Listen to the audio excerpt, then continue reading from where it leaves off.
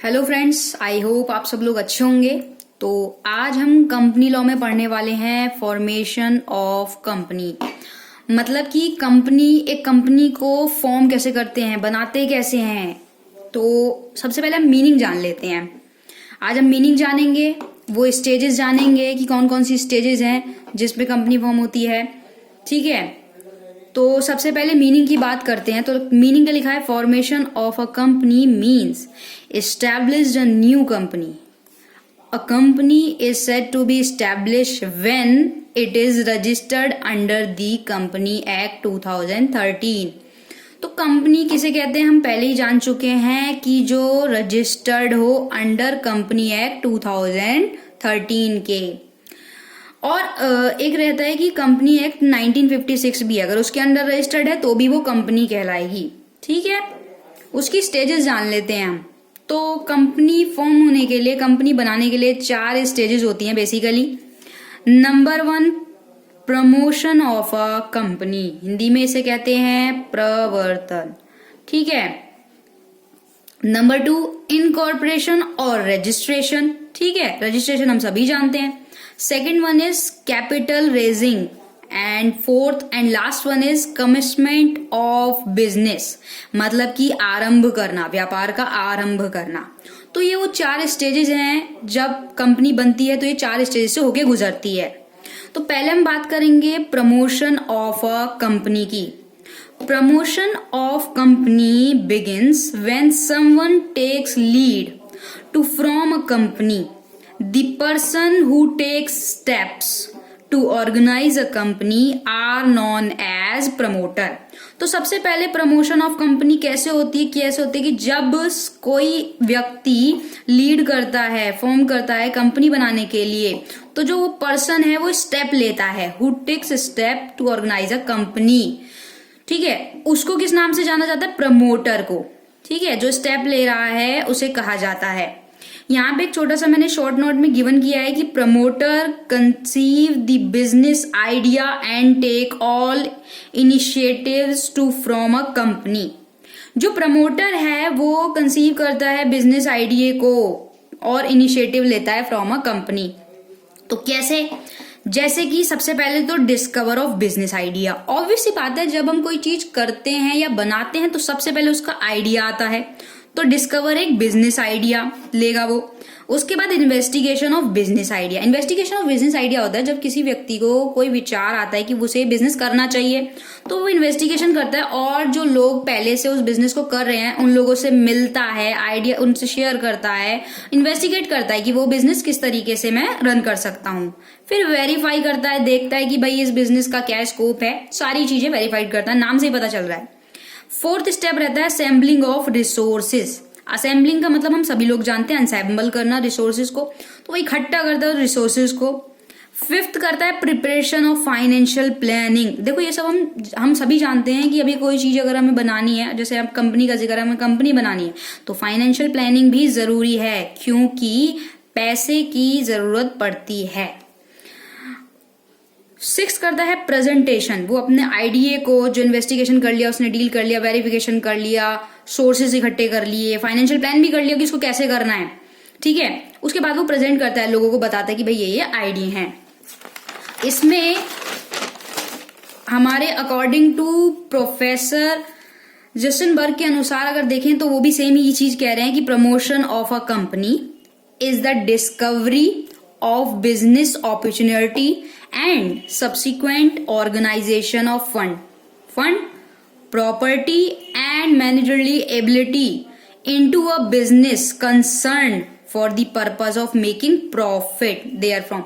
Obviously बात है ना, अगर कोई कंपनी बनाएगा, कोई बिजनेस करेगा तो वो प्रॉफिट के लिए तो करेगा। कोई बंदा ये थोड़ी ना कि मैं लॉस के लिए कर रहा हूं, तो फॉर द प्रॉफिट के कमाने के लिए करते हैं। ऑब्वियसली दी प्रिलिमिनरी ड्यूटीज, प्राथमिक उसकी ड्यूटी क्या रहती है, which are necessary to bring a company into existence are perform by the promoters. Promoters के द्वारा ही परफॉर्म होती है। बिल्कुल सही कहा इन्होंने। सेकेंड स्टेप रहता है इनकॉर्पोरेशन ऑफ कंपनी। तो आप सेकंड स्टेप यहाँ पे इनकॉर्पोरेशन ऑफ कंपनी का अगर हम देखें तो मतलब रजिस्टर्ड करना है कि भाई प्रमोटर को आइडिया आया, वो सारी चीजें हो गई, अब रजिस्टर्ड भी करना जरूरी है।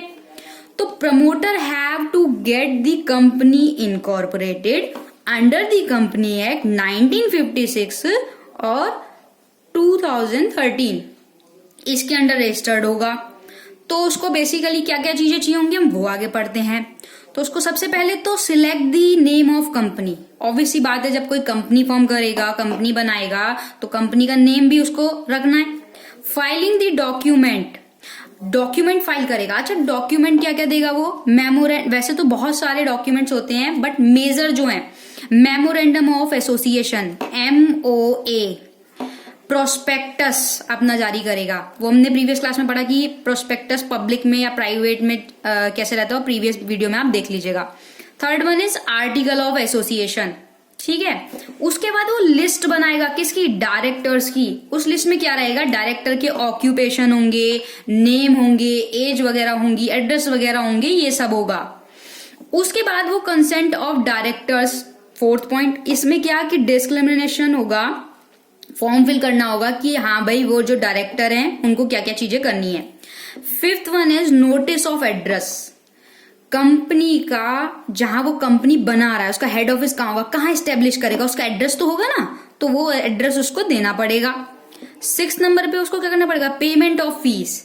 जब हम कंपनी रजिस्टर्ड करने जाते हैं तो जो प्रेस्क्राइब वहां पे फीस लिखी रहती है अलग अलग उससे, तो जो प्रेस्क्राइब फीस होगी वो उसको पे करनी पड़ेगी। 7 नंबर पे क्या कि जब आप फी पे कर दोगे, सारे डॉक्यूमेंट पे कर दोगे, तो उसके बाद जो रजिस्टर्ड होगा वो आपको एक सर्टिफिकेट वहां से इशू हो जाएगा, मिल जाएगा, ठीक है, जिसे बोलते हैं सर्टिफिकेट ऑफ इनकॉर्पोरेशन, ये जारी करवाना होता है। तो जो document should file with the registered office, registered office पे ये सारे आप डॉक्यूमेंट पहले क्या करेंगे, वहां पे सबमिट कर देंगे एक कॉपी। उसके बाद क्या? Certificate of incorporation. अगर मैं इसको ही बात करूं तो after entering the name of company in the registered of registered issue the certificate. जब ये सब हम चीजें रजिस्टर्ड कर देते हैं, वहां पे जमा कर देते हैं, तो वहां से हमें रजिस्टर्ड ऑफिस से क्या मिलता है? एक सर्टिफिकेट मिलता है जिसे हम क्या कहते हैं? सर्टिफिकेट ऑफ इनकॉर्पोरेशन, ठीक है। तो अब हम इसमें बात करते हैं 2 मेजर टॉपिक। यहाँ पे हमें 2 नई चीजें मिली हैं, जैसे कि मेमोरेंडम ऑफ एसोसिएशन और आर्टिकल ऑफ एसोसिएशन। इसको बोलते हैं MOA और इसको बोलते हैं AOA। मैंने बीच में इसको भी इसलिए समझाया बिकॉज ये मेजर डॉक्यूमेंट होते हैं जो चाहिए होते हैं, तो हम इनके बीच में डिफरेंस जान लेते हैं। तो पहले मेमोरेंडम ऑफ एसोसिएशन कहते किसे हैं, ठीक है। तो memorandum of association is the charter of the constitution of a company. एक तरीके से चार्टर होता है, कॉन्स्टिट्यूशन होता है किसका? कंपनी का। और आर्टिकल ऑफ एसोसिएशन क्या होता है? Article of association refer to by law of the company for smooth and internal management. ये इंटरनल मैनेजमेंट करने के लिए होता है, ठीक है। ये तो नेचर जाना हमने। सेकंड हम जानते हैं स्कोप, ठीक है। तो दोनों के स्कोप में क्या है? It defines the object and power of the company. ये ऑब्जेक्ट डिफाइन करेगा, कंपनी का विस्तार कहाँ तक है, कंपनी क्या करती है, इसमें ये सब चीजें लिखी होती हैं। और इसमें प्लस पावर्स लिखी होती हैं कंपनी की, ठीक है, क्योंकि ये एक्सटर्नल में वर्क कर रहा है। उसके बाद अब हम आर्टिकल ऑफ एसोसिएशन की बात करते हैं। तो it contains rule and regulation for carrying out the day to day operation. अब हमें ऐसा तो नहीं है ना कि डे टू डे हम बताएं कि भाई ये नियम होना चाहिए, ये नहीं होना चाहिए, तो ये सब चीजें हम एट अ टाइम तो नहीं बता सकते। तो ये आर्टिकल ऑफ एसोसिएशन में यहाँ पे गिवन होता है कि डे टू डे आपके क्या रूटीन रहेंगे, क्या आपको रूल फॉलो करने होंगे, आर्टिकल ऑफ एसोसिएशन हमें बताता है। स्टेटस की अगर बात करें तो मेमोरेंडम ऑफ एसोसिएशन में it is a fundamental document. Fundamental document मतलब ये मूलभूत, बहुत ही मतलब जरूरी डॉक्यूमेंट रहता है ऑफ अ कंपनी, ठीक है, ठीक है। तो इसमें ये बहुत यहाँ पे इंपॉर्टेंट वर्क करता है। और अगर हम बात करें आर्टिकल ऑफ एसोसिएशन की, इट इज सप्लीमेंट्री डॉक्यूमेंट। ये supplementary document of a company है, सहायक पत्र जिसे कहते हैं एक तरीके से, वो रहता है। फिर उसके बाद हम बात करते हैं आपका यहाँ पे लीगल इफेक्ट। भाई मेमोरेंडम ऑफ एसोसिएशन और मेमोरेंडम ऑफ आर्टिकल दोनों के अपने अपने लीगल इफेक्ट होंगे, बिल्कुल सही। तो act done beyond the scope of memorandum are void.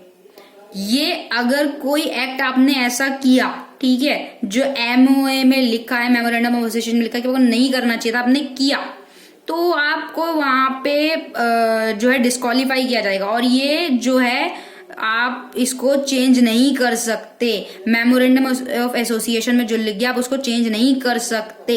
एक तरीके से देखा जाए तो मेमोरेंडम ऑफ एसोसिएशन बड़ा है, आर्टिकल ऑफ एसोसिएशन छोटा है। सहायक पत्र हमें यहां से पता ही चल रहा है, ठीक है। तो act done beyond the article can be ratified the share holders. अच्छा, इसमें क्या होता है, अगर कोई ऐसा एक्ट हो गया जो इसके बियॉन्ड है आर्टिकल ऑफ एसोसिएशन के, तो वहां पे रेटिफाइड कौन करेगा, शेयर होल्डर वहां पे रेटिफाइड कर सकते हैं, रेटिफाइड करके ठीक किया जा सकता है। पर आर्टिकल मेमोरेंडम ऑफ एसोसिएशन में ऐसा नहीं किया जाता, ठीक है। इसके बियॉन्ड आप कोई काम नहीं कर सकते, आप करते हो तो वो वॉइड होगा। बट यहाँ पे रेटिफिकेशन हो जाता है किसके द्वारा, शेयर होल्डर द्वारा। आगे हम बात करते हैं कंपलसरी की। तो मेमोरेंडम ऑफ एसोसिएशन जो है वो कंपलसरी है, जबकि आर्टिकल ऑफ एसोसिएशन का कुछ ऐसा है कि वो कंपलसरी अगर आपने नहीं भी बनाया, जो आप रजिस्टर्ड ऑफिस में रजिस्टर करने जाते हो अपना एमओए रजिस्टर करने जाते हो, मेमोरेंडम ऑफ एसोसिएशन जब रजिस्टर्ड करने जाते हो तो वहां पे तो कंपलसरी कर दिया कि आपको रजिस्टर्ड करना ही करना है। लेकिन जब एओ की बात होती है तो एओ में मान लिया जाता है, आर्टिकल ऑफ एसोसिएशन में कंपनी के अंतर्नियम कहते हैं हिंदी में इसको। अंतर्नियम मतलब कि जैसे नाम से पता चल रहा है कि अंतर्नियम अंदर के नियम, ठीक है।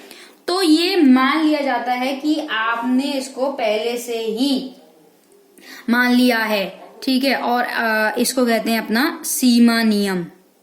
मेमोरेंडम ऑफ एसोसिएशन को कहेंगे हम सीमा नियम और आर्टिकल ऑफ एसोसिएशन को कहेंगे अंतर नियम, ठीक है। इस सीमा नियम, इसके बियॉन्ड आप नहीं जा सकते। अब बात करते हैं हम आपका रेगुलेशन की, ठीक है। रेगुलेट कैसे, it is define the relation relation की। तो it is define the relation of the company with the outside world. ये कंपनी के बाहर कार्य के लिए करती है। इसे एक इमेज के द्वारा अगर मैं समझाऊं तो मान लीजिए ये कंपनी है, ठीक है। ये आउटसाइड साइड पे कि हाँ भाई यहाँ ये लोग हैं, ठीक है, ये इन लोगों से डील बताएगी आपको मेमोरेंडम ऑफ आर्टिकल में कि बाहर के लोगों से कैसे डील करना है, बाहर के लोगों से आपका क्या रिलेशनशिप रहेगा, वो मेमोरेंडम ऑफ एसोसिएशन में गिवन होता है। और यहां बात करें आर्टिकल ऑफ एसोसिएशन की, it defines the internal relationship, internal आंतरिक, ठीक है, बिटवीन कंपनी और इट्स मेंबर। कंपनी और उसके मेंबर के बीच में होते हैं, इनर पार्ट पे काम करते हैं। जैसे कि ये कंपनी है, कंपनी में ये लोग हैं, ठीक है। तो ये इनर में कि ये आपस में इनके रिलेशन कैसे होंगे, आर्टिकल ऑफ एसोसिएशन में गिवन रहता है। बट कंपनी में बाहर से कैसे, एक्सटर्नल अगर मैटर पे हो तो वो कैसे करना है, ये मेमोरेंडम ऑफ एसोसिएशन में यानी कि हिंदी में सीमा नियम में गिवन होता है। उसके बाद हम बात करते हैं ऑल्टरेशन की कि क्या इसको ऑल्टर किया जा सकता है। तो alteration in memorandum of association is a difficult and lengthy process. पहली बात तो डिफिकल्ट बहुत है और दूसरी बात ये कि लेंथी बहुत प्रोसेस है, ठीक है। The approval of government is necessary for alteration. Government की अप्रूवल ना यहाँ पे नेसेसरी हो जाती है और ऑल्टरेशन करने में ना मेमोरेंडम ऑफ एसोसिएशन के दिक्कत ही रहती है। बट अगर बात करें alteration of article of association की तो ये इजी है। It is an easy and simple process. The approval of the government is not necessary. हमने पहले देखा था कि अगर कोई दिक्कत होती है तो शेयर होल्डर ही कर सकते हैं, सिंपल वे रहता है, इसका संभाल सकते हैं, तो ये इजी है। और एक यहाँ पे इंपॉर्टेंट बात आपको बता दूं कि जो मेमोरेंडम ऑफ एसोसिएशन है उसे डॉक्ट्राइन ऑफ आउटडोर मैनेजमेंट भी कहा जाता है। और आर्टिकल ऑफ एसोसिएशन को क्या कहा जाता है, डॉक्ट्राइन ऑफ इंडोर मैनेजमेंट। नाम से ही पता चल रहा है आउटडोर की ये बाहर के बारे में बात कर रहा है और ये इंटरनल मैटर के बारे में बात कर रहा है। तो चलिए थर्ड पॉइंट देखते हैं। हमने सेकंड पॉइंट पहले तो देखा कि प्रमोटर करेगा, सेकंड पॉइंट हमने देखा कि कैसे वो रजिस्टर्ड वगैरह करेगा इनकॉर्पोरेशन। अब हम थर्ड पॉइंट पे आते हैं, कैपिटल रेजिंग या subscription after registration. Second step पूरा हो गया, हम थर्ड स्टेप पे। After registration the company makes necessary arrangement for collection of capital. भाई पूंजी की, कोई भी बिजनेस है, पूंजी की कैपिटल की नीड होती है, तो वो अरेंजमेंट रहेगी। The public company has to collect required amount of capital from the public by issuing share. हमने प्रीवियस क्लास में क्या देखा था कि पब्लिक कंपनी और प्राइवेट कंपनी में डिफरेंस होता है। तो यहाँ पे क्या है, यहाँ पे एक छोटी सी चीज हमें देखने वाली है कि जो पब्लिक कंपनी है वो अपने शेयर, ट्रांसफरेबिलिटी ऑफ शेयर की रहती है ना, और ये क्या रहती है, पब्लिक को इनवाइट भी कर सकती है।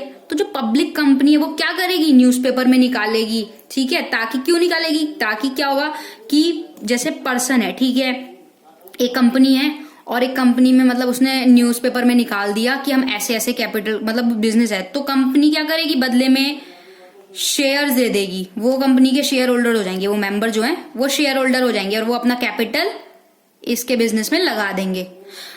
इसको क्या मिला, कंपनी को क्या मिल रहा है, पूंजी मिल रही है, कैपिटल मिल रहा है। और ये लोगों को क्या मिला, ये जो शेयर होल्डर, एक तो इन्हें शेयर होल्डर कहलाया जाएगा, इन्हें कंपनी के शेयर मिले। लेकिन ऐसा सिर्फ पब्लिक कंपनी में होता है, प्राइवेट कंपनी में ऐसा नहीं कर सकते। प्राइवेट कंपनी में आप इनवाइट नहीं कर सकते, ये यहाँ पे थोड़ा ध्यान देने वाली बात है। और सबसे मेन बात, एक छोटा सा पॉइंट ये है कि ये सेबी अप्रूवल करता है। सेबी ना एक संस्था है, एक बॉडी है, तो जो है ये रेगुलेट करती है, रेगुलेटरी बॉडी है एक, ठीक है। सेबी अप्रूवल जब तक नहीं करेगी तब तक यहाँ पे काम नहीं होगा। उसके बाद इन प्राइवेट कंपनी में हम देखते हैं कि जो भी कैपिटल रहेगा वो किसका रहेगा, प्राइवेट पर्सन का रहेगा, वो जो मेंबर है उनका रहेगा, ठीक है। तो आप रजिस्ट्रेशन भी हो गया। अब उसके बाद क्या, बोर्ड ऑफ मीटिंग बैठेगी, बोर्ड मीटिंग बैठेगी। बोर्ड मीटिंग में बताएंगे भाई, हम पब्लिक अगर कंपनी की देखें तो भाई ये प्रोस्पेक्टस वगैरह रहेगा। सेकंड पॉइंट पे यहाँ पे हम जंप भी कर गए, इशू ऑफ प्रोस्पेक्टस। प्रोस्पेक्टस में क्या है कि वो एडवर्टाइजमेंट करेंगे, ठीक है। ओपनिंग कंपनी की, क्लोजिंग, एप्लीकेशन वगैरह, फॉर्म वगैरह, ये सब निकलते हैं, न्यूज़पेपर में निकलेंगे। पब्लिक क्या होगी, पब्लिक देखेगी, उन कंपनियों के शेयर्स खरीदेगी और अपनी कैपिटल लगाएगी, ठीक है। इस तरीके से कंपनी वर्क करेगी। तो यहाँ पे फॉर्म वगैरह निकलते हैं, प्रोस्पेक्टस वगैरह निकल गए। थर्ड पॉइंट पे क्या होगा, कलेक्शन ऑफ एप्लीकेशन फॉर्म। वो जो प्रोस्पेक्टस निकले, एप्लीकेशन फॉर्म अब कलेक्शन कर लिया, कलेक्ट कर लिया। मान लो 100 लोगों ने देखा और 80 लोगों ने जो है आपका प्रोस्पेक्टस देखकर आपके शेयर्स लिए, कैपिटल लगा दिया, ठीक है। वो फॉर्म जो है आपसे ले लिए गए, ठीक है, वो फॉर्म सबमिट हो जाएंगे। अब अलॉटेड फॉर्म, मान लो 100 मेंबर ने देखा, और इसी एग्जांपल को ले लेते हैं, और 80 मेंबर्स के फॉर्म सही थे, 20 मेंबर्स के गलत थे, ठीक है। तो जो वो 80% होंगे ना, वो 80% यहाँ पे आ जाएंगे, फोर्थ स्टेप पे आ जाएंगे, अलॉटमेंट फॉर्म। इन्हें अलॉट के लिए आगे प्रोसीजर कर दिया जाएगा, आगे प्रोसीजर कर जाएगा। और बाकी जो बचे 20 लोग होंगे, जैसे कि उनके फॉर्म में कुछ गलती होगी, उन्होंने फॉर्म ठीक से फिल नहीं किया होगा, अदर भी चीजें रहती हैं, तो उन लोगों को क्या होगा, उनके एप्लीकेशन फॉर्म वापस हो जाएंगे, प्लस जो उनकी एप्लीकेशन की फी होगी ना, वो भी रिफंड हो जाती है। उसके बाद क्या हुआ कि जो अलॉट फॉर्म थे वो हो गए। उसके बाद issue of share certificate.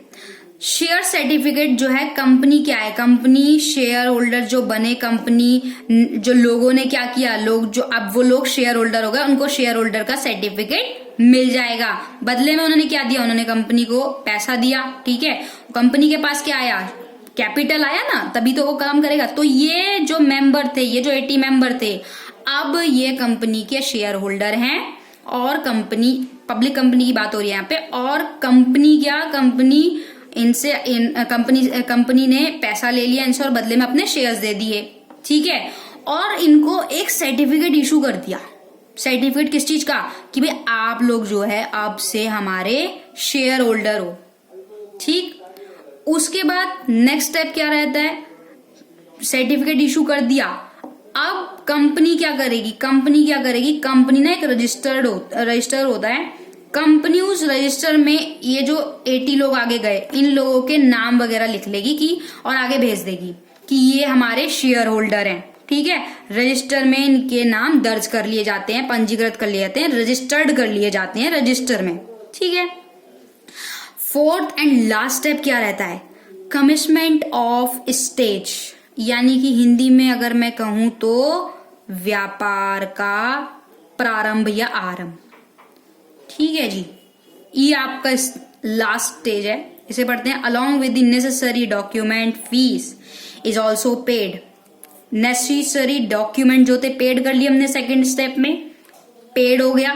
The register will examine all the document, all exam जो रजिस्टर्ड ऑफिस था वहां पे ऑल जो आपका रहता है डॉक्यूमेंट वहां पे वेरीफाई हो गए। ठीक है, and if it is satisfy the certificate of commitment trading is issue under his seal and signature.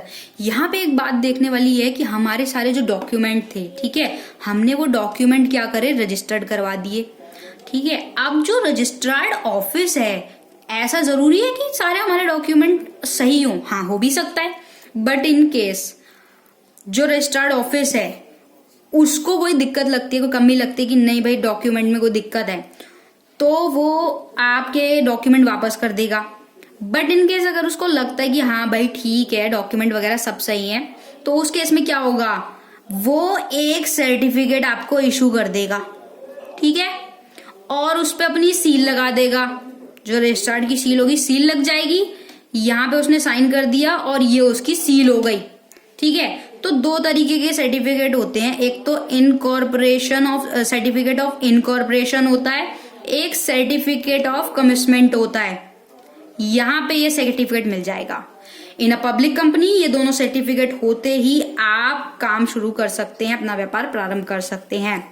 तो हम एक बार रिकॉल कर लेते हैं कि हमने क्या क्या चीजें देखी हैं।